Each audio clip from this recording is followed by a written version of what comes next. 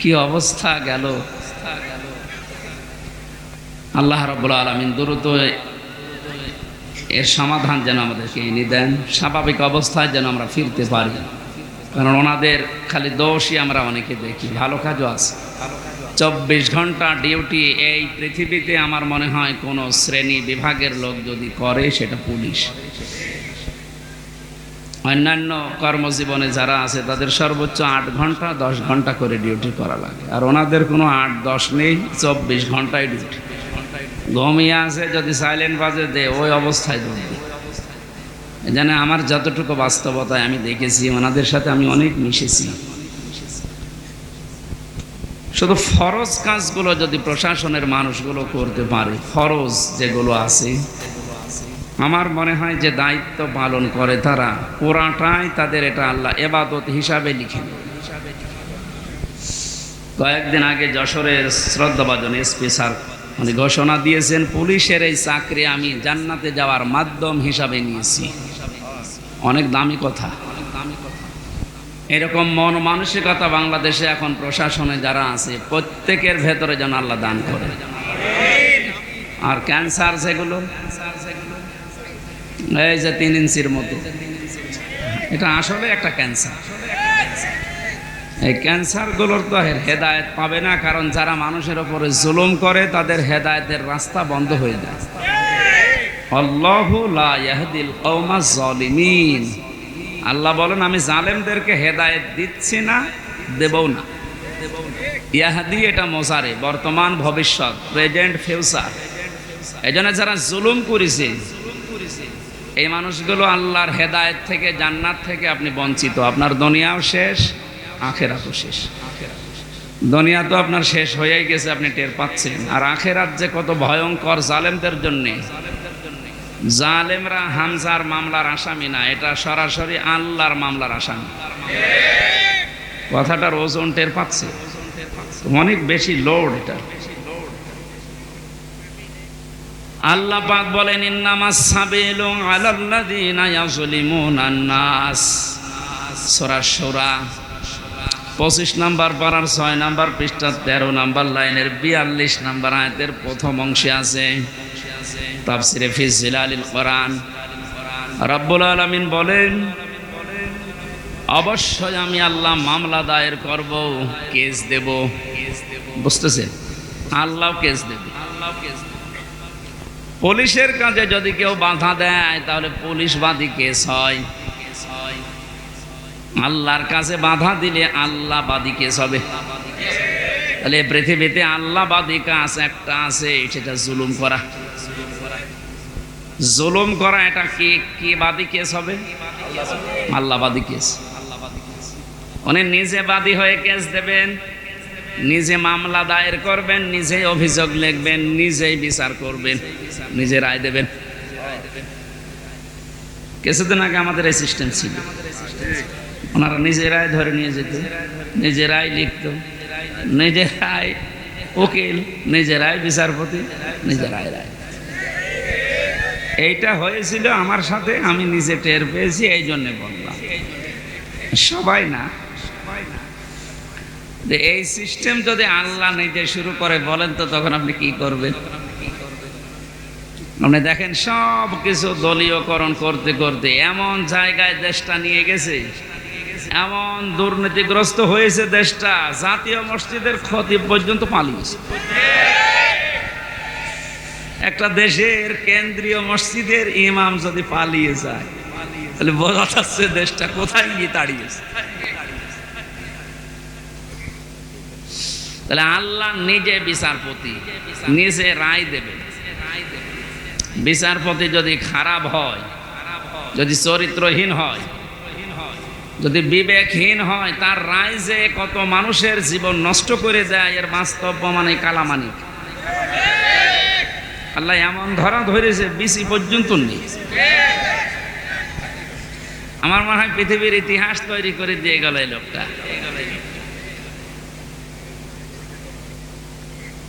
ক্ষমতা যখন পেয়েছিল এবং দালালি যখন করতো, মনে হতো যে কি না কি হয়ে গেছে। ওর এক একটা কথা সবগুলো ইসলামের বিরুদ্ধে, আলেম ওলামাদের বিরুদ্ধে। আল্লাহ এমন ধরা ধরেছিলেন, পৃথিবীর ইতিহাসে আমি এত অপমান কাউকে হতে দেখিনি। কলার পাতা শুয়েও পার পাইনি, শেষে বেশিটা গেল উড়িয়ে। এখন আপনি টের পান, অবস্থা ভালো না। আজকে দেখলাম মনে হয় আজরাইল দেখা করিস, মনে হয় বিদায় নেবে। এটা তো গেল দুনিয়ার শাস্তি। আল্লাহ বলেন জালেমদের বিরুদ্ধে যেহেতু আমি নিজে মামলা দায়ের করব, ওটা যে কি করব, আমি কি রায় দেব কেউ জানে না। ওয়ালা তাহসাবান্নাল্লাহা গাফিলান আম্মা ইয়ামালু যালিমুন। হে নবী, আপনি কি মনে করেন যে জালেমদের সম্পর্কে আমি কোনো খোঁজ রাখি না? সবচাইতে বেশি খোঁজ রাখি জালেমদের বিষয়ে। ওদেরকে শুধু ছাড় দিয়েছি। ইন্নামা নুমলি লাহুম লিয়াজদাদু ইসমা। আমি আল্লাহ ওদেরকে ওদের পাপের পরিপূর্ণ করার জন্য ছাড় দেয়, যে নাই যত বাড়বে বাড়, তোর পাপ যেন একেবারে পূর্ণতা পায়। বাস্তবতা আমরা এটাই দেখলাম, অনেকের পাপ একেবারে পরিপূর্ণ হয়ে গেছে। হাজারো মানুষের জীবন নষ্ট করার কারণে আল্লাহর আরশ পর্যন্ত কেঁপে গেছে। আলাহুম আযাবুম মুহিন। আল্লাহ তাআলা বলেন ওদের জন্য আমি অপমানজনক শাস্তির ব্যবস্থা করে রেখেছি। বলেন নাউযুবিল্লাহ। এই জন্য যারা জালেম, আপনার দুনিয়া শেষ, আপনার আখিরাতও শেষ। আপনি আরো ভয়ঙ্কর বিপদের দিকে যাচ্ছেন। এই জন্য আমার আহ্বান থাকবে, জালেম যারা তারা এখন থামবে।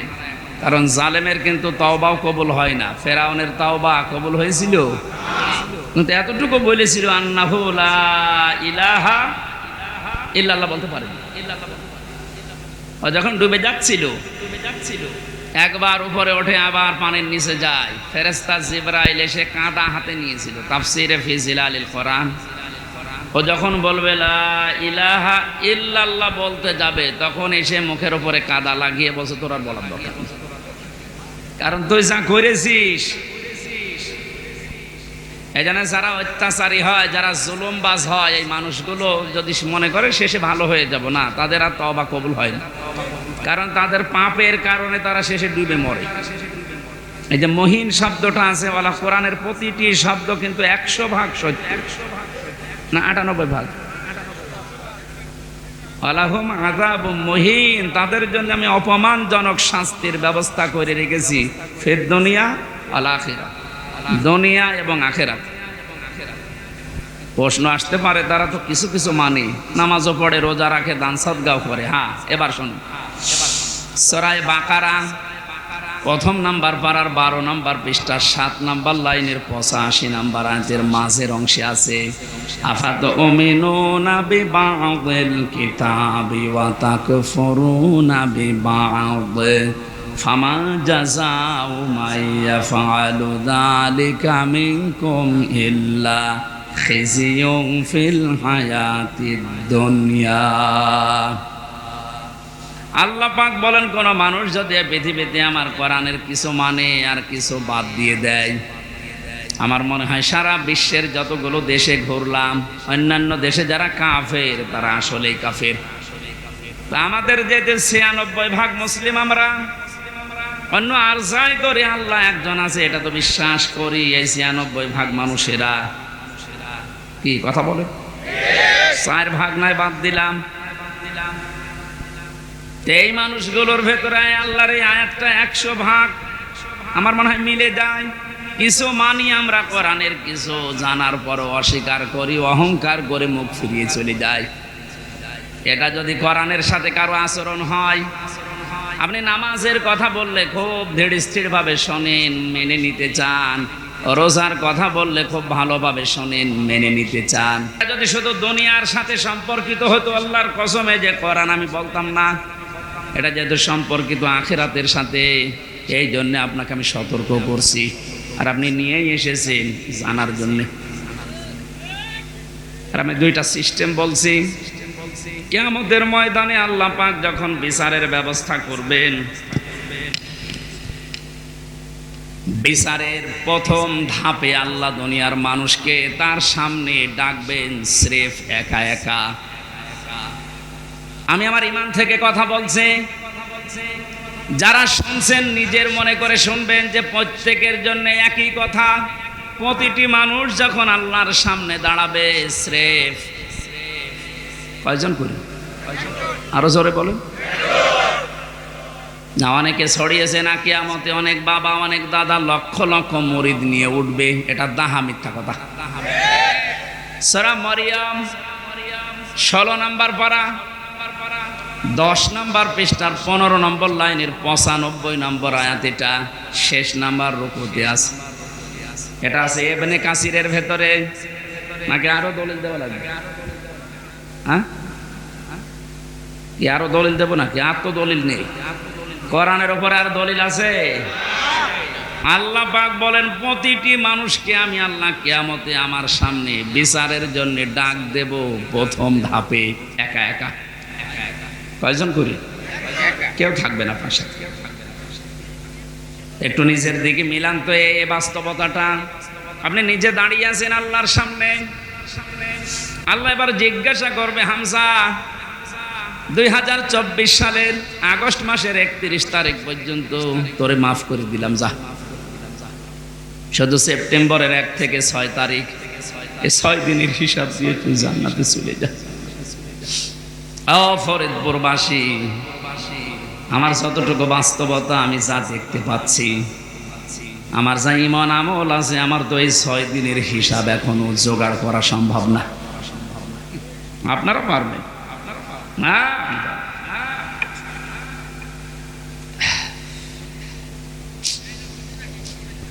কথাটা শুনতে যত সহজ মনে হচ্ছে, বাস্তবতায় গেলে অত সহজ পাবেন না। আল্লাহর সামনে নিজেকে দাঁড় করান, যার জন্য আপনি অবৈধ পথে ইনকাম করছেন, অবৈধ পথে বেছে নিয়েছেন, কি হবে এদের দ্বারা?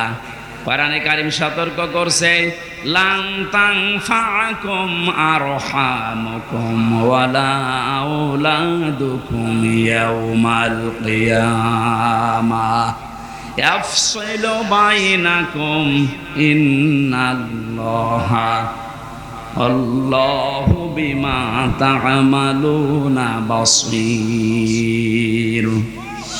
সূরা মুমতাহিনার 2 নম্বর আয়াতে আছে লান তানফাকুম, 3 নম্বর আয়াত। মজারের আগে যদি লান আসে অর্থ হয় কখনো সম্ভব না। এখানে অনেক আলেম বসে আছে, এই যে লান তানফা নাফা ইয়ানফাউ, এটা মজারে, এর আগে লান দিয়েছেন। আল্লাহ নিজে গ্যারান্টি দিচ্ছেন কখনোই সম্ভব না, কখনোই উপকার করতে পারবে না। তোমাদের সম্পদ আদি, তোমাদের সন্তান আদি, কিয়ামতের ময়দানে কেউ তোমার উপকারে আসবে না। আল্লাহর এই কথাটা যদি আমরা 100 ভাগ বিশ্বাস করতাম, এই দেশে হাজারো মানুষের অবৈধ ইনকাম বন্ধ হয়ে যেত। আমরা ওই যে কিছু ভাষা বিশ্বাস করি, এই জন্য আমাদের অবৈধ পথ বন্ধ হয় না।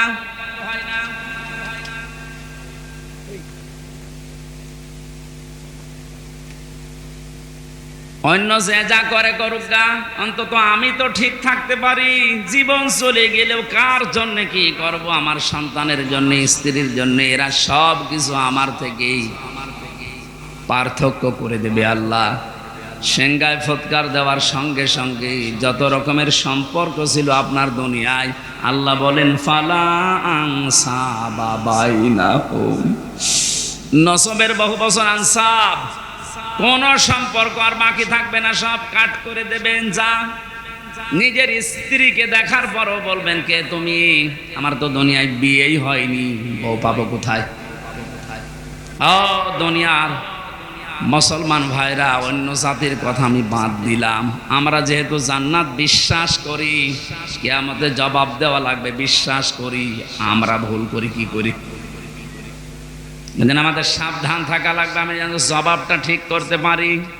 এখনই যদি আপনার চোখ বন্ধ হয়ে যায়, বাড়ি পর্যন্ত যেতে পারবেন না। এখান থেকে হয়তো তাড়াতাড়ি বাড়িতে নিয়ে রাতটা পার করতেও দেবে না। ধোয়ানোর পরে জানাজা দিয়ে বলবে যান কবরে দিয়ে দেন। রাতের বেলা থাকলে ওরে আবার পাহারা দেওয়া লাগবে, জিন আসতে পারে। কোথায় আসি আমরা? আপনি একটু নিজের দিকে সত্যি করে ভাবেন তো, দাঁড়িয়ে আছেন আপনি, সত্যি বলে বলেন, নিজে নিজে ভাবেন আপনি সত্যি কি পারবেন এই 50, 60, 70 বছরের হিসাব দিতে? আমার তো 6 দিনেই ভয় লাগছে, আপনি 60 বছর পারবেন কি করে? এক গ্লাস পানিরও হিসাব যদি আল্লাহ নেওয়া আরম্ভ করে, বিশ্বনবী বলেছেন কেউ জান্নাত পাবে না। আল্লাহ যদি দয়া করে বলে যা মাফ করে দিলাম, তাহলে আপনি মাফ পাবেন। তো ওনার তো মাফ পাওয়ার জন্য কয়েকটা গুণ দুনিয়ায় আপনার ওর ভেতরে থাকা লাগবে। ওই কথাগুলো আজকের তেলাওয়াত কি তো আয়াতে আছে। আল্লাহ আমার জন্য গফুর হবেন, ক্ষমাশীল হবেন, দয়াশীল হবেন, মেহেরবান হবেন কখন? নবীজিকে দিয়ে আল্লাহ বলিয়েছেন। ওই কথাগুলো আজকে তাফসীর আকারে আমরা যেন শুনে মেনে চলতে পারি, বলেন আমিন। বিচারের দ্বিতীয় সিস্টেমে এবার আল্লাহর একা ডাকবেন না, দ্বিতীয় ধাপে এবার ডাকবেন আপনাকে আপনার নেতার সাথে। এটা নামাজের কথা শুনলে যারা আনন্দ পান, রাজনীতির কথা শুনলে যাদের মন খারাপ হয়, এবার এই আয়াতটা আপনি দেখেন তো। ইয়াউমা নাদউ কুল্লা উনাসিম বিইমামিহিম, সূরা বনী ইসরাঈলের 72 নম্বর আয়াতের প্রথম অংশে আছে। আল্লাহ পাক বলেন কিয়ামতে প্রতিটি মানুষকে বিচারের দ্বিতীয় ধাপে এবার আর একা ডাক দেব না, প্রত্যেকটি মানুষকে ডাকবো তার নেতার সাথে। কার সাথে? এই জবাব দেন। আগে নেতা, ইমাম, এরপরে কর্মী।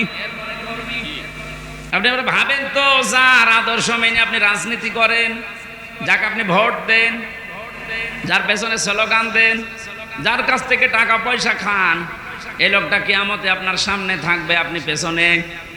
ওর যে সিহারা, ওর যে সুরাত সিরাত, আপনি নিজেও জানেন যে ওর চরিত্র কি। আপনার চাইতে আল্লাহ ভালো জানে না? বলেন বলেন। তাহলে এই লোকটা যদি সামনে থাকে আপনার, আপনি পেছনে, ওরে দেখেই তো আল্লাহর রাগ হয়ে যাবে, আপনার পর্যন্ত যাবে। এইরকম লোকের পেছনে থেকে যদি আল্লাহ আপনাকে দেখে, কি হবে বলেন? আমার মনে হয় আপনি ধরা খাবেন। অবশ্য ঠিক, তার মানেও তো ধরা খেয়ে বসে আছে।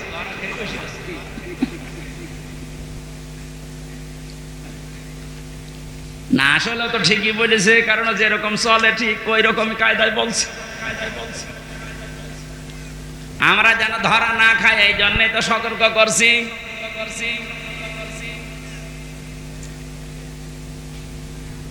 কোরআনে কারীম জানাম জানে এই দুনিয়াতে কারো জন্য একা না, সবার জন্য। কোরআনের আলেম আমরা যারা, আল্লাহর কসম আমরাও সবার জন্য। আপনাকে আমি বাঁচাতে চাচ্ছি। শুধু নামাজ দিয়ে রোজা দিয়ে যদি জান্নাতে যাওয়া যেত, আব্দুল্লাহ বিন উবাই আপনার আগে জান্নাতে যেত। এই লোকটার পুরা জীবন আমি পড়ে দেখেছি, কোন অপরাধ আমি ওর জীবনে সেরকম মেজর পাইনি। তবে একটা বিষয়ও মানত না, ওর নামাজ ছিল নবীজির পেছনে, মসজিদে নববীতে, কাবা শরীফে। আপনি নামাজ পড়েন ম্যাক্সামি মসজিদে, একে এসেনে, আর নামাজ পড়তো মসজিদে নববীতে, কাবা শরীফে। 1 রাকাত নামাজে 1 লক্ষ রাকাত নামাজে সওয়াব হয়। ও রোজা রেখেছে, রাসূলুল্লাহর সাথে ইফতারি করেছে, নবীর সাথে। ও তাহাজ্জুদের নামাজ পড়তো। ওর যত কিছু আমি পেয়েছি একটা একটা করে মিলিয়ে দেখলাম, সবই ঠিক আছে। শুধু রাজনৈতিক জীবনে ওর আদর্শ ছিল আবু জেহেল। এরকম মানুষ দুনিয়ায় নেই। এই কথা বলা লাগবে। আমি নাম ধরেই বলছি, এই যে সালমান এফ রহমানে দরবেশ, ওর নামাজ ছিল, রোজা ছিল। কাবা শরীফের পাশে আমি যখনই গেছি দেখছি ও পাশে ওই যে বিল্ডিং দারুত তাওহীদ, ওখানে থাকতো। যেখানে 15 থেকে 20 লক্ষ টাকা লাগে থাকতে, আমরা থাকতাম তো প্রায় 2 কিলোমিটার দূরে, কারণ আমার 3.5 লাখ। আর ওর 15 থেকে 20 লাখ টাকা এই জন্য কাবার পাশে থাকে, যেন কাবা দেখা যায়। টাকা যদি ভ্যান চালিয়ে উপায় করা লাগতো, তাহলে আমার মনে হয় 5 কিলো দূরে থাকতো। টাকা তো সব জনগণের, 36,000 কোটি টাকা। আপনি জীবনে গণনা করে শেষ করতে পারবেন না। অথচ পদ্মা সেতুর মতো এত বড় বিশাল প্রকল্প মাত্র 32,000 কোটি টাকায় কমপ্লিট হয়ে গেছে। আর ওর একাই কত? আমার মনে হয় আর একটা পদ্মা সেতু বানিয়ে টাকা আরো 4,000 কোটি দেখিয়ে যেত। এই লোকটার সাথে আব্দুল্লাহ বিন উবাইর আমার মনে হচ্ছে মিল আছে। ওর নামাজ, রোজা, কাবা শরীফ দেখা, ইফতারি করা সব ঠিক আছে। রাজনৈতিক জীবনে ও লোকটা এমন মানুষকে মানে যার চরিত্র আসলে ভালো না। কি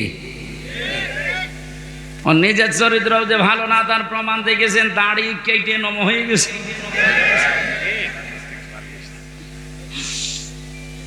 প্রশাসনের লোক যখন ধরতে গেছে ওরা কিন্তু চিনতে পারে নাই। আর একটা ছিল নমক, আইনের চেয়ারে বসে শুধু বেআইনি কথা বলতো। এই লোকটারে যখন ধরে নিয়ে যাচ্ছিল এই আইনমন্ত্রী, অবশ্য আমি একা কেন, ওই যে ওর বেশ ওর দাড়ি কই, দাড়ি কেটে ফেলে দিয়েছে। যেই লোকটা এত বড় ভাওতাবাজি করতে পারে মানুষের সাথে, যে রাসূলুল্লাহর সুন্নাত, দাড়ি কি হামজার সুন্নাত? কার সুন্নাত? অপরাধ বোধ কত বেশি, নিজে কাজ করেছে এই জন্য তো অপরাধী। এত ভয় যে রাসূলুল্লাহর গলায় ছুরি লাগিয়ে দিয়েছে, যা আমার দরকার নেই, আমি আগে বাঁচতে চাই। আল্লাহ বাঁচতে দিয়েছে, এখন পচা ডিম খাচ্ছে।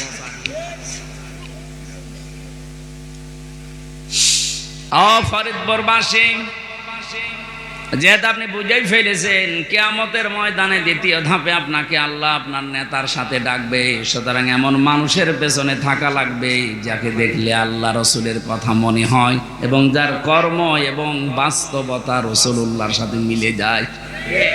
এরকম মানুষের দেশে নেই। আমরা এই প্যান্ডেলের ভেতরে এসে কত কথা বলার পরে বলে ঠিক আছে, এখান থেকে যাওয়ার পরে সব উল্টিয়ে ফেলি। এই জন্য আমাদের কপালের কোনো পরিবর্তন নেই। এবার আর ভুল করা যাবে না। কি কথা বলেন না কেন?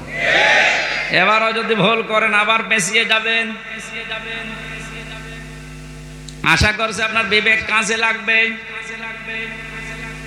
এজন্য কোরআনে কারিমের নামাজের কথা বললে আপনি ভালোভাবে মেনে নিয়েছেন, রোজার কথা বললে মেনে নিয়েছেন, অন্যায় যেখানে প্রতিবাদ সেখানে, এটার আরবি নাম জিহাদ। জিহাদের কথা বললে আপনি জঙ্গি মনে করেন, জিহাদের কথা বললে রাজনীতি মনে করেন। তাহলে আয়াতটার সাথে তো আপনার বাস্তবতা মিলছে যে কিছু মানেন আর কিছু মানেন না। এই আচরণ যদি কোরআনের সাথে কেউ করে, আল্লাহ বলেন কি হবে জানো? ফামা জাযাউ মাইয়াফআলু যালিকা মিনকুম ইল্লা খিজিয়ুন ফিল হায়াতিদ দুনিয়া। এই লোকটার জীবন আমি লাঞ্ছনা, গঞ্জনা, অপমান, অপদস্থ এগুলো দিয়ে ভরে দেব দুনিয়ার জীবনটা, আর মরণের পরে নিয়ে যাব আসাদ্দিল আযাব, যন্ত্রণাদায়ক এবং কঠিন ভয়ঙ্কর আযাবের দিকে নিয়ে যাব। এটা কোনো কাফেরের বিপক্ষে আল্লাহ বলেছেন, আমি পাইনি। কোরআনে কাফেরের বিরুদ্ধে কথা আছে, অন্য কথা। মুনাফিকের বিরুদ্ধে কথা আছে, অন্য কথা। কিন্তু মুসলমান কিছু মানে কিছু মানে না। এদের যে কি শাস্তি দুনিয়ার আখেরাতে আপনি তো দেখলেন। দুনিয়ায় আমরা কিছু মানুষকে দেখতে পাচ্ছি যে অপমানকর শাস্তি আল্লাহ ব্যবস্থা করে দিচ্ছে। আর আসাদ্দিল আযাব যেহেতু দিয়েছেন ইসমে তাফসিল, এটা সুপারলেটিভ ডিগ্রি, এর উপর আর কোনো শব্দ আরবিতে নেই। আল্লাহ বলেন এমন যন্ত্রণাদায়ক ভয়ঙ্কর কঠিন আযাবের দিকে মরণের পরে নিয়ে যাব, ওটা আমি আল্লাহ ছাড়া আর কেউ জানে না। এজন্য জালেম যারা, আপনাদের দুনিয়া শেষ হয়ে গেছে, আখিরাত তো আপনি শেষ করে ফেলেছেন। আপনাদের জন্য বড় আফসোস লাগে আমাদের। আমরাও যদি কোনো জুলুম করি আমরা নিজের আজকে থেকে থেমে যাব, কারণ জালেম, মাজলুম এই দুইটা শব্দ ভয়ঙ্কর। ইত্তাকি দাওয়াতাল মাজলুম ফাইন্নাহা লাইসা বাইনাহু ওয়া বাইনাল্লাহি হিজাব। নবীজি বারবার জানিয়েছেন উম্মতেরা, যাই করো মজলুমের বরদুয়া থেকে নিজেকে বাঁচিয়ে রাখবা, কারণ মজলুমের বরদুয়ার আল্লাহর ভেতরে কোনো হেজাব, পর্দা থাকে না, সরাসরি কবুল হয়ে যায়। আজকে কোরআনে কারিমের এই ময়দানে যারা এসেছি কিছু কথা শোনার জন্য, প্রথমে দোয়া করে নিচ্ছি, আল্লাহ আমার জীবনে যেন কোনো জুলুম না থাকে, আমার দ্বারা কেউ যেন মাজলুম না হয়ে যায়, তুমি আমাকে রক্ষা করবা, বলেন আমিন। যিনি আমাদেরকে এই মাহফিলে নিয়ে এসেছেন, আমরা তার শুকরিয়া আদায় করছি আলহামদুলিল্লাহ।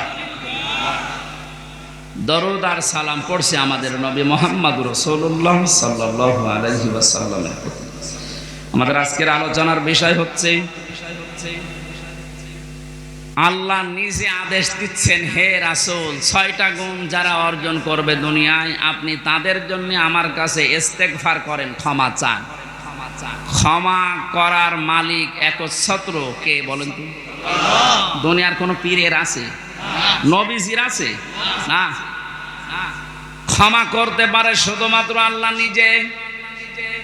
ফাসাব্বিহ বিহামদি রাব্বিকা ওয়াস্তাগফির, আপনি ইস্তেগফার করেন আল্লাহর কাছে, তার তাসবিহ তাহলিল আদায়ের মাধ্যমে আপনি ইস্তেগফার করেন। ইন্নাহু কানা তাওয়াবা, কারণ তিনি তাওবা কবুলকারী, ইস্তেগফার কবুলকারী। আমার ভালোভাবে শিক্ষা নেওয়ার বিষয় এখানে এইটা, যেহেতু তাওবা কবুল করবেন একজন, তিনি আল্লাহ, তিনি নিজে শিখিয়ে দিচ্ছেন, নবীজি এই 6টা গুণ যাদের ভেতরে আছে আপনি তাদের জন্য আমার কাছে ক্ষমা চান। তাহলে এটা ক্ষমা করার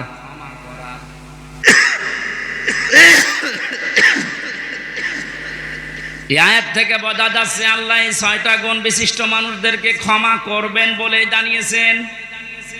আমাদের এখন বুদ্ধিমানের কাজ হবে এই 6টা গুণ দুনিয়া থেকে অর্জন করে তারপরে বিদায় নেওয়া। কথা বলেন না কেন? আসুন আমরা দেখি আমাদের ভেতরে এগুলো আছে কিনা। সূরা মুমতাহিনা 12 নম্বর একটা মাত্র আয়াত পড়েছি। মুমতাহিনা শব্দের শাব্দিক অর্থ হচ্ছে পরীক্ষিতা নারী। কি নারী? যারা পরীক্ষা দিয়ে উত্তীর্ণ হয়ে গেছে। এই পৃথিবীতে বহু নারীর জীবনী আমি পড়েছি, সর্বোত্তম জীবনী আমার কাছে 6 জনের মনে হয়েছে। এই মানুষগুলো পরীক্ষা দিয়ে উত্তীর্ণ হয়ে তারা জান্নাত অলরেডি আল্লাহ পেয়ে গেছে। তার ভেতরে 1 নম্বরে হযরতে আসিয়া। হযরতে আসিয়া আলাইহিস সালাম এত বেশি পরীক্ষা দিয়েছিলেন তার ঈমানের উপরে টিকে থাকতে গিয়ে। পৃথিবীর মানুষরা যদি হিসাব করে, হিসাব মিলানো সম্ভব না। শুধুমাত্র ঈমানের উপরে টিকে থাকতে গিয়ে হাতের ভেতরে তিনি পেরেক লাগিয়ে দিয়েছে তার নিজের স্বামী। পায়ের ভেতরে পেরেক লাগিয়েছে, মাথার উপরে গরম তেল ঢেলে দিচ্ছে, কপালের ভেতরে শলাকা লাগিয়েছে। এ কঠিন অবস্থায় হযরতে আসিয়া দেখলেন আল্লাহ পাক জান্নাত জিবরাইলকে দিয়ে পাঠিয়ে দিয়েছে। তিনি জান্নাত দেখলেন, ডাক দিয়ে বললেন, ইদি ক্বালাত রাব্বি বনিলি ইনদাকা বাইতান ফিল জান্নাতি ওয়া নাজ্জিনি মিন ফিরআউনা ওয়া আমালিহি ওয়া নাজ্জিনি মিনাল কওমিজ যালিমিন। হযরতে আসিয়া ডাক দিয়েছেন, রব্বুল আলামিন, তুমি আমার জন্য জান্নাতের ভেতরে একটা ঘর বানিয়েছো, এভাবে না তৈরি করে তুমি যেখানে আসো ওই জায়গায় একটা ঘর আমার জন্য বানিয়ে দাও, যেন সব সময় তোমারে আমি দেখতে পারি।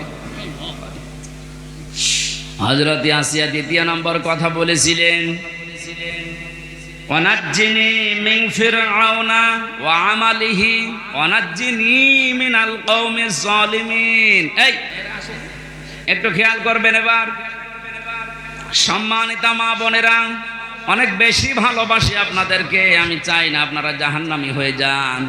তাকান, পরীক্ষিতা নারী কাদেরকে বলে, কি পরীক্ষা তিনি দিয়েছিলেন।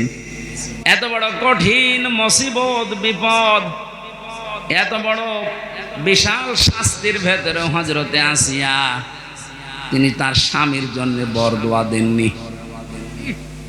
তিনি বলেছিলেন, মাবুদ, তুমি যা দেখতে পাচ্ছ আমার স্বামী লোক দিয়ে এরকম অত্যাচার করাচ্ছে এবং নিজে অত্যাচারে শামিল, তুমি আমাকে এই অত্যাচার থেকে বাঁচাও, কিন্তু আমার স্বামীর উপরে তুমি রাগ করো না।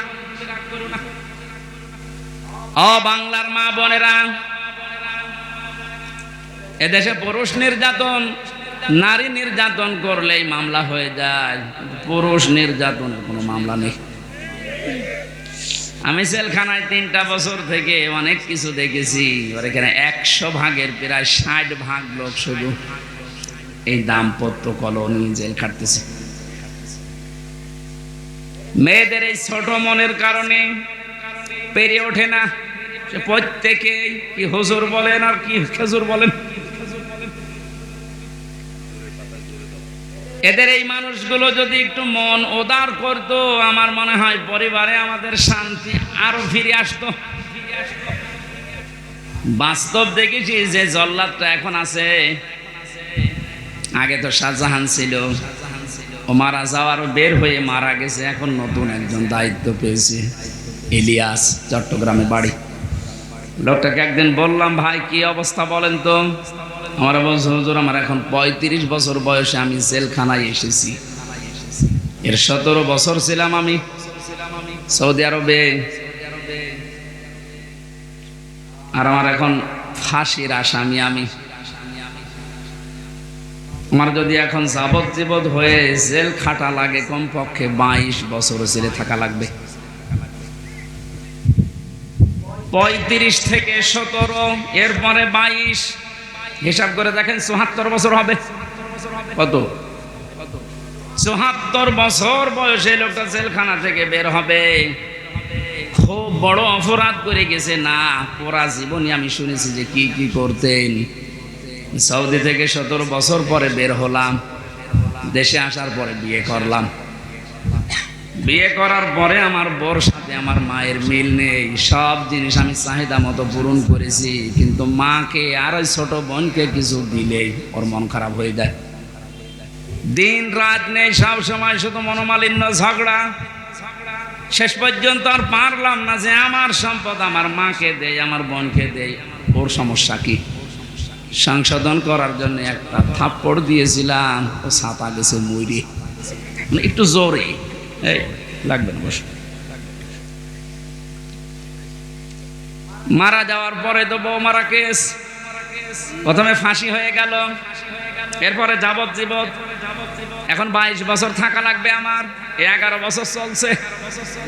আমার তো বের হতে হতে আমার বয়স হয়ে যাবে 74 বছর। কি করব আমি?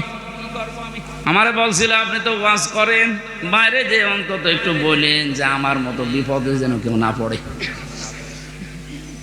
কারণ আমি খুব বড় অপরাধ করিনি, আমি তো ঠিক রাস্তায় ছিলাম, মাঝখান থেকে একটু মিস্টেক হয়ে আমার জীবনটাই নষ্ট হয়ে গেল। ইলিয়াসের বউ এখনো পর্যন্ত আছে বাইরে। ইলিয়াসের যখন শুনেছে যে ওর যাবজ্জীবন জেল হয়ে গেছে, প্রথমে ফাঁসির কথা শুনে মেয়েটা কি, সে তো মারা গেছে। তার যে শাশুড়ি ছিল, এই শাশুড়ি এবং শ্বশুর পরবর্তীতে ওর মা বাবার উপরে এই মেয়েটার জন্য বহু অত্যাচার চালিয়েছিল। ভেতরে যেহেতু যোগাযোগ বিচ্ছিন্ন ছিল, কষ্টের কথাগুলো যখন এসে এসে আমার কাছে বলতো, আমি নিজেই কেঁদে ফেলতাম যে এই লোকটা তো সেরকম মেজর অপরাধ না, আর তো মারার জন্য মারে নাই, শুধু সংশোধনের জন্য একটা থাপ্পড় দিয়েছিল, ছাতা মরে গেছে। এর স্ত্রীর যদি মনটা উদার হতো, মন যদি বড় হতো, নবীজির হাদিস যদি এই মেয়েটা মানতো, বিশ্ব নবী জানিয়েছেন, পৃথিবীর মেয়েরা তোমরা যদি মনে করো যে আমার স্বামীর হায়াত বেড়ে যাক, আরো বেশি দিন বেঁচে থাক, আমার স্বামীর সম্পদ সম্মান আরো বেড়ে যাক, তাহলে স্বামীকে মাঝে মাঝে বলবা তার রক্তের সম্পর্ক যেগুলো, এগুলো যেন অটুট রাখে, ঠিক রাখে। পৃথিবীর মানুষের সবচেয়ে বেশি রক্তের সম্পর্ক তার মায়ের সাথে। এক কথা বলেন কেন? এই জন্য পুত্রবধূ যারা বসে আছেন, আমার যতটুকু বাস্তবতার জ্ঞান আছে আমি দেখেছি, এই দেশে আমরা যারা জামাই আছি, এটা মনে হয় রেকর্ড হয়ে কালকে আমার ম্যাডাম শুনবে, শুনুক, কপালে যা আছে হবে। আমরা জামাইরা যেভাবে আমাদের শাশুড়িকে শ্বশুরকে যেইভাবে দেখি, যেই নজরে দেখি, আর যেভাবে আচরণ করি, বউগুলো যদি তার হাফ আমার মা বাবার সাথে, আমাদের মা বাবার সাথে ওইটা করতো, এই দেশে কোনো ছেলে আলাদা হওয়া লাগতো না। একটু বেশি বলে ফেললাম নাকি? ঠিক মানে 100 ভাগ ঠিক। আপনি অনেকে মনে করেন আমি নামাজ পড়ি, রোজা রাখি, আমি কালো বোরকা পরে বাজারে যাই, আমি জান্নাত পাবো না। মানে কিসের জান্নাত? আপনি তো মানুষের অধিকার নষ্ট করেছেন। আপনি একটু উদার হতে পারেন না? কি করবেন আপনি সম্পদ বেশি নিয়ে? এই মেয়েটাকে খারাপ করার পেছনে ওই মেয়েটার মা আর ওর বড় বোন ওখান থেকে শুধু বুদ্ধি দেয়, ওই তাড়াতাড়ি আলাদা হয়ে যা, আরামে খেতে পারবি। হ্যাঁ, এখানে তাকবীর দেওয়ার দরকার, সব বোনাস হয়ে যাচ্ছে আরো তাকবীর দিচ্ছে। যেহেতু পয়েন্টটা এসেছিল, মা বোনেরা হাতে পায়ে ধরে বলছি আপনাদেরকে, বাঁচতে যদি চান 4টা যে ফরজ কাজ আছে তার ভেতরে কিন্তু স্বামীর সেবা, স্বামীর মন জয় করা আপনি পারছেন না। শয়তানের ধোকায় হোক, হ্যাঁ শয়তান তো বসে নেই, আপনাদেরকে জাহান্নামে দিতে চায়, এই জন্য স্বামীর গুরুত্ব আপনার মন থেকে তুলে দিয়েছে। অথচ নবীজি জানিয়েছেন, আমি যদি এই পৃথিবীতে আল্লাহ বাদে কাউকে সেজদা করার অনুমতি দিতাম, মেয়েদের কানে কানে বলতাম স্বামীর পায়ে সেজদা করো। কত দামি জিনিস, আর তাকে ধরে ধরে আপনি অপমান করেন, মারেন। আমি তাফসীর থেকে একটা পয়েন্ট লিখেছি, ইহুদিদের মেয়েদের ভেতরে স্বভাবগুলো আছে। আল্লাহর নবী জানিয়েছেন, এই পৃথিবীর ময়দানে দাজ্জাল তার মিশন চালু করার জন্য 7টি কাজ করে যাচ্ছে, কিয়ামত পর্যন্ত এটা করবে। মেয়েরা যারা এসেছেন আপনারা যেন সাবধান হয়ে যান, এর জন্য বলছি। দাজ্জালের মিশন হচ্ছে 7টি। ওরা ইহুদিদের মেয়েদের যে গুণগুলো আছে এগুলো আমাদের ভেতরে প্রবেশ করাতে চায়। মহিলা প্যান্ডেলে যারা আছেন আপনি মেলাবেন, আমি তাফসীর থেকে তুলেছি। 1 নম্বরে আন্নানা। আন্নানা বলা হয় ওই সমস্ত মেয়েদেরকে যে মেয়েরা স্বামীকে বলে তুমি যা করবা সব আমার জন্যে, আর বাকি সব ডিলেট। এরকম মেয়েদের মন দেশে নেই। এটা দাজ্জালের একটা মিশন। প্রথম, যেই মেয়েকে দাজ্জাল টার্গেট করবে মনে করবেন ওর ভেতরে এই গুণটা পয়দা হবে, এই দোষটা, যে যা করবা তুমি সব আমার জন্য, বিয়ে আমারে করেছো, এখন তোমার মা বাবা বোন ভাই যা আছে চাচা ফুফু সব ডিলিট করো, সব ডিলিট করো। এরকম মন, এরকম কথা বলে, এরকম বউ দেশে আছে না নেই? আপনি বিশ্বাস করতে পারেন ওই মহিলাকে দাজ্জাল টার্গেট করেছে, ওকে জাহান্নামে নেওয়ার জন্য। 2 নম্বরে মান্নানা, যে মহিলা খালি খোঁটা দেয়, বাবার বাড়ির কথা তুলে মাঝে মাঝে স্বামীর মনে কষ্ট দেয়, খোঁটা দেয়, তুমি আমারে চেনো, আমি চেয়ারম্যানের মেয়ে, আমার ভাই একটা মাস্তান। 3 নম্বরে হান্নানা, যে স্বামীর খেদমত করা দরকার, খেদমত নেয়। যদি বলেন একটু আমি যে 8 ঘন্টা ডিউটি করে আসলাম, একটু পানি দাও, তুমি ডিউটি করেছ আমি কি বসেছিলাম, পানি নিজে ঢেলে খাওয়ার, আমার একটু ঢেলে দাও। 4 নম্বরে বেশি কান্নানা, অহংকারী, হয়তো সম্পদের, রূপের অথবা বংশের, সব সময় যারা অহংকার করে চলে এ শয়তানের টার্গেটে পরিণত হয়েছে। 5 নম্বরে বেশি হাদ্দাকা, স্বামীর পছন্দের যারা গুরুত্ব দেয় না। নবীজি জানিয়েছেন, বাজার থেকে যদি স্বামী কিছু নিয়ে আসে, পছন্দ যদি নাও হয়, সামনাসামনি কোনো কথা বলবা না। অথচ আপনি আপনার টার্গেট মতো, সমর্থ মতো এত কষ্ট করে একটা শাড়ি নিয়ে আসবেন, জীবনও ওর মনই পাবেন না। এরকম বউ আছে, কার হাত তোলেন তো? এই একজন।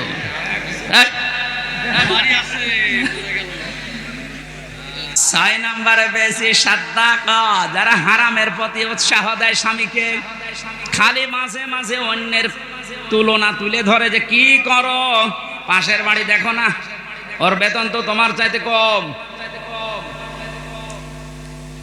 এই যে হারামের প্রতি আপনি উৎসাহ দিচ্ছেন, লোত নবীর স্ত্রীর সাথে আপনাকে জাহান্নামে থাকা লাগবে। কথা বুঝতেছেন? নিজের চরিত্র ভালো তাতে কি হয়েছে? আপনি যদি হারাম কাজের প্রতি উৎসাহ দেন, কাউকে সাহায্য করেন, কিয়ামতে আপনি লোত নবীর স্ত্রীর সাথে জাহান্নামে থাকা লাগবে। এটা তো আমি বানালাম নাকি? সূরা আরাফ 8 নাম্বার পারার 20 নাম্বার পৃষ্ঠা 3 নাম্বার লাইনে 83 নাম্বার আয়াত তাফসীর থেকে বলছে, আল্লাহ রাব্বুল আলামিন দুইজন ফেরেশতাকে পাঠালেন। দুইজন ফেরেশতা এসে লূত নবীর কাছে এসে বলে, আল্লাহর নবী, আপনার উম্মতদেরকে নিয়ে আপনি এখান থেকে চলে যান, আমরা মাগরিবের সময় আল্লাহর গজব এখানে নাজিল করব।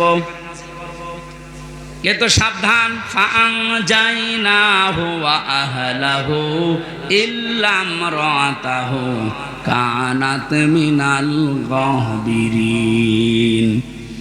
আপনার স্ত্রীকে আপনি নিতে পারবেন না, যারা আছে বাকি সবাইকে নিয়ে যান।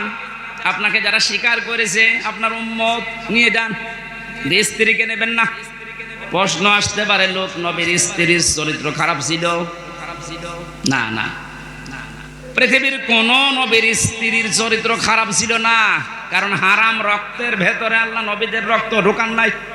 এই জন্য নবীদের স্ত্রীর চরিত্র ভালো ছিল। কিন্তু এই মহিলা চরিত্রহীনাও ছিল না, চরিত্র খারাপও ছিল না, তো তলে তলে চরিত্রহীন মানুষদেরকে সাপোর্ট করতো। ওই জামানায় একটা গণা ছিল, পুরুষে পুরুষে জেনা, মহিলা মহিলায় জেনা করতো, ওইটাও সাপোর্ট করতো, নিজে করতো না, শুধু সাপোর্ট করতো। একটু চিন্তা করেন তো, এত বড় একটা জলিলুল কদর নবী লূত আলাইহিস সালাম, তিনি ইব্রাহিম নবীর ভাগ্নে, এত বড় নবীর ভাগিনা, নিজে নবী, তার স্ত্রী নবীর স্ত্রী হওয়ার পরেও নিজের চরিত্র খারাপ না, চরিত্রহীনাও ছিল না, শুধু হারাম কাজ যারা করে তাদেরকে সহযোগিতা করতো, সাপোর্ট করতো, ভালোবাসতো, যে ঠিক আছে। এইটা করার কারণে আল্লাহ তাকে বললেন, ছেড়ে দাও, ওকে আমি জাহান্নামের, ওকে গজব নাজিল করে ধ্বংস করে জাহান্নামে দেব। রাজবাড়ি ফরিদপুরবাসী অনেকেই মনে করছে আমার নিজের চরিত্র তো ভালো, আমি কোনো অন্যায় কাজে যাই না, কিন্তু এমন মানুষকে সাপোর্ট করেন যার চরিত্র ভালো না। এই দেশের কথা বলছি না, এক কথা বলছেন না কেন? মা বোন যারা এসেছেন, হযরতে ফাতেমাতুজ জোহরাকে আল্লাহ যে দুইটা কারণে জান্নাতের নেত্রী বানিয়েছেন মেয়েদের, তার এক নম্বরে কোনো দিন তিনি স্বামীকে হারাম কাজে উদ্বুদ্ধ করেননি। না খেয়ে থেকেছেন 3 দিন পর পর, আপনি সহ্য করতে পারবেন? 3টা দিন মানে 72 ঘন্টা না খেয়েছিলেন নবীর মেয়ে, তারপরও স্বামীকে দিয়ে কোনো হারাম কাজ করতে উদ্বুদ্ধ করেননি। আর আপনার কোনো অভাব নেই, এরপরও স্বামীকে দিয়ে বাম হাতের ইনকাম করান। আজকে একটা এসপির স্ত্রী তার স্বামীর বিরুদ্ধে নিজে মামলা দিচ্ছে। সম্মানিত মা বোনেরা, আমাদের হুঁশ হবে একদিন, যেদিন আজরাইল আসবে, ওই সময় হুঁশ হয়ে আর লাভ হবে না।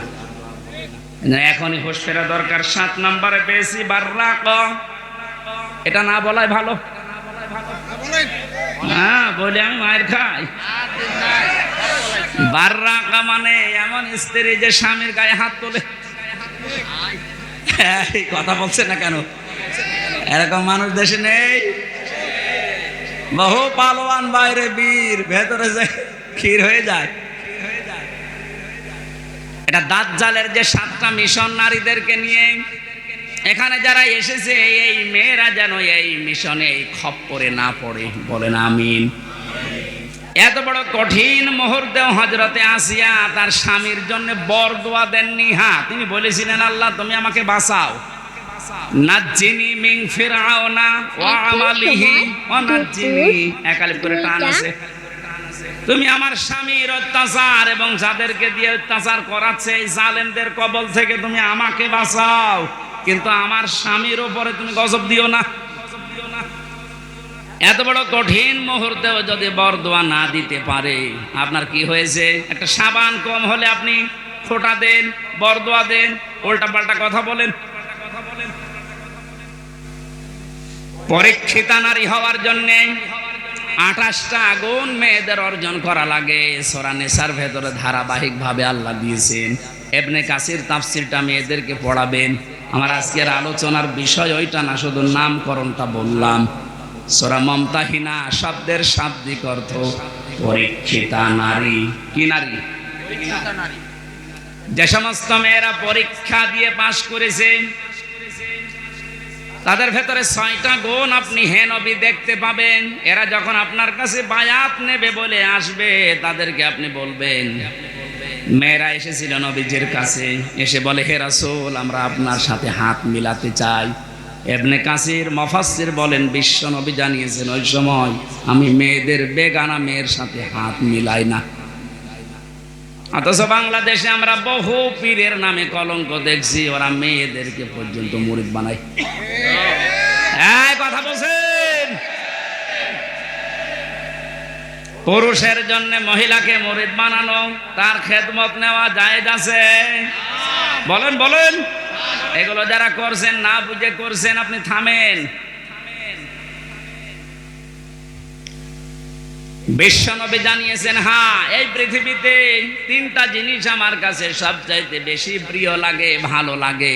তার 1 নম্বরে আমার নিজের স্ত্রী। কার স্ত্রী? নিজের স্ত্রী। জাওজাতি, আমার নিজের স্ত্রী ভালো লাগে আমার কাছে। আমাদের কাছেও স্ত্রী ভালো লাগে, তবে নিজেরটা ছাড়া অন্যেরটা। কথা বলছেন? এই জন্য হাজারো মানুষের দেখবেন লাইন চলছে এখনো। এই যে পরকিয়া প্রেম যারা করেন, এখনই থামেন, হয়তো 3টা ক্ষতি হয়ে যাবে দুনিয়ায় আর 3টা আখিরাতে। পরকিয়া প্রেমে যারা লিপ্ত আছেন, আপনার 1 নম্বরে চেহারার উজ্জ্বলতা, নূর আল্লাহ নষ্ট করে দেবে। 2 নম্বরে আপনার হায়াত আস্তে আস্তে কমে যাবে। 3 নম্বরে যখন মারা যাবেন, ঈমান পাবেন না। একটা সংসার নষ্ট করার জন্য বেঈমান হয়ে মরবেন। এ লাইনে আছে নাকি এলাকায় কেউ? যদি থাকেন আপনি থেমে যাবেন আশা করছি। বিশ্বনবী বলেন, 2 নম্বরে আমার কাছে নামাজ ভালো লাগে, 3 নম্বরে আমার কাছে সুগন্ধি ভালো লাগে। এই 3টা আমাদের কাছেও যেন ভালো লাগে, সেই ব্যবস্থা আল্লাহ করে দেন। বলেন আমিন।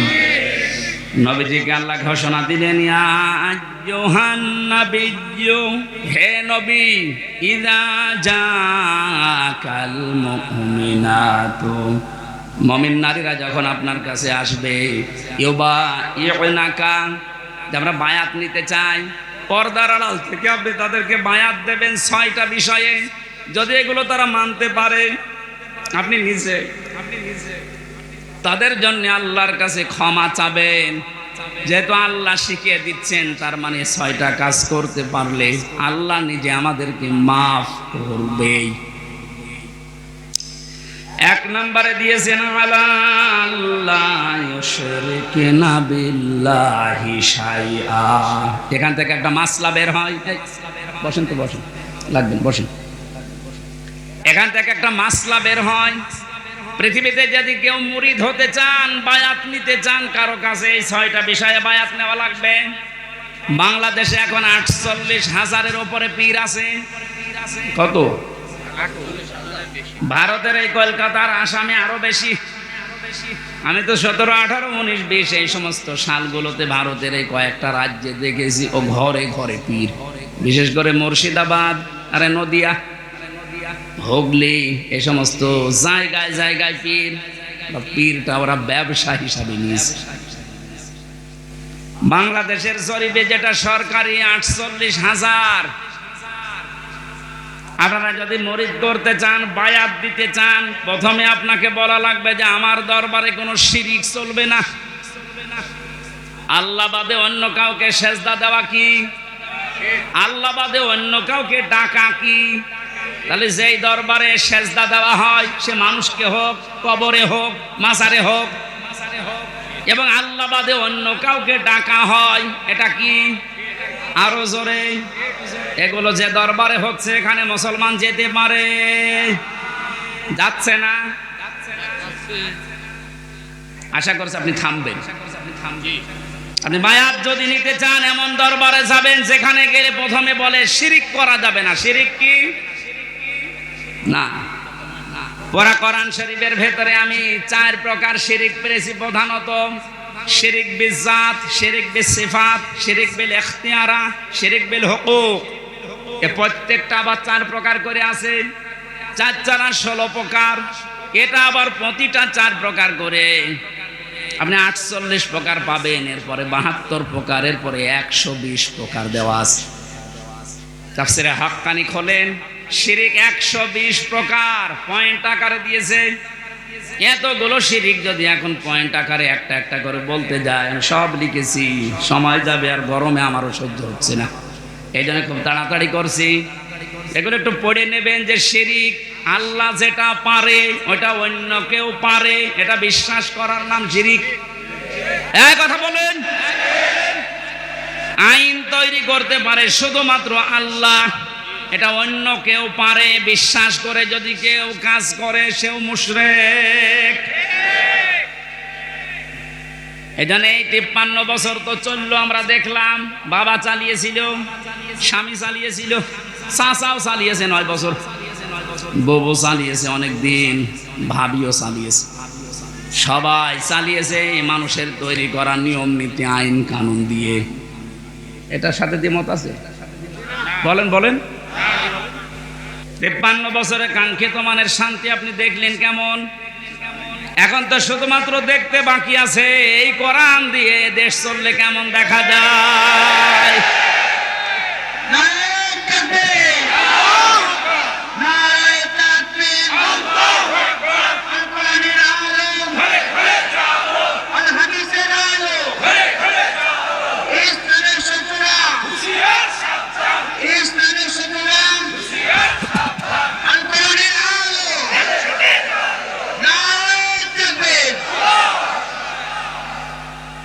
আরে ভাই, আমরা তো দেখলাম যে 53 বছরে কি পারে কি পারে না, কেমন চলে। যেহেতু এটা বাকি আছে দেখতে, এটা তো দেখা যায় না, তো দেখে তো আল্লাহর কোরআনের 500 আইন দিয়ে ইউনিয়ন থেকে শুরু করে সংসদ ভবন পর্যন্ত যদি চলে তো কেমন দেখা যায়।